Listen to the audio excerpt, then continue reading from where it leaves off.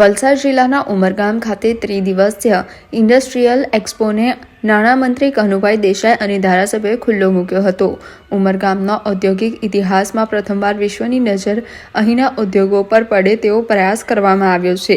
Umargam branded મસાલા, pen pencil, કાપડ, garment, engineering અને food product બનાવતા નામાંકિત એકમો ધરાવતો વિસ્તાર છે। ઉમરગામ ખાતે યોજવામાં આવેલા એક્સપોમાં 150થી વધુ સ્ટોલ આકર્ષણનું કેન્દ્ર બન્યા છે। ઉમરગામ ઇન્ડસ્ટ્રીયલ એસોસિએશનની મહામહેનતે આ એક્સપો ઉમરગામના વિકાસમાં એક વધુ સોપાનસર જવા રહી રહ્યું છે। ગુજરાતના વિકાસમાં ઉદ્યોગોના યોગદાનથી રોજગારીની તકો ઊભી થઈ છે, જેનો ફાયદો મહારાષ્ટ્ર સંઘ પ્રદેશ અને સ્થાનિક લોકોને થયો છે। આગળ જતા હજુ ઉમરગામને ઘણી ઉજળી તકો મળશે તેવા આશાવાદ વ્યક્ત કરવામાં આવ્યો છે। ડેવલપમેન્ટ થશે, એનો અવેરનેસ આવશે લોકોમાં, અને ઉમરગામની પ્રોડક્ટનું ઉમરગામમાં ઓલ ઓવર ગુજરાતમાં, ઓલ ઓવર इंडिया શું શું પ્રોડક્ટ ઉમરગામમાં બને છે એનું जाहिरात થશે। एक्सपो के बारे में अगर बात करूँ तो उमरगाम के लिए ये जो एक्सपो है वो बहुत उसके विकास के लिए बहुत मायने लगता है और इससे उद्योगों को बहुत एक ग्रोथ के लिए नई दिशाएं मिलने वाली है।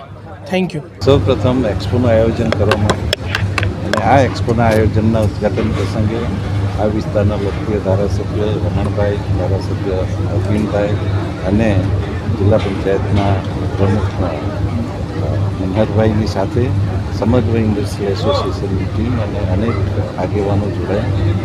ઉમરગામ એક રીતે ઔદ્યોગિક દ્રષ્ટિએ સૌથી આગળ પડતું એસોસિએશન છે, આગળ પડતી ઔદ્યોગિક વસાહત છે અને ઉમરગામમાં વધુમાં વધુ રોજગારી આપતા ઉદ્યોગો આવેલા છે।